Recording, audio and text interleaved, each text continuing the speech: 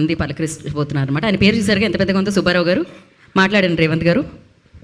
అందరికీ నమస్కారం. ఇక్కడికి వచ్చిన మీడియా వారందరికీ థ్యాంక్ యూ సో మచ్. అలాగే ఇంత మంచి ఛాన్స్ ఇచ్చిన సితారా ఎంటర్టైన్మెంట్స్ వారికి కూడా థ్యాంక్ యూ సో మచ్.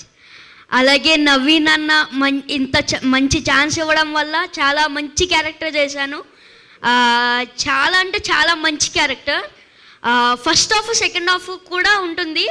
చాలా అంటే చాలా నవ్వుకుంటారు.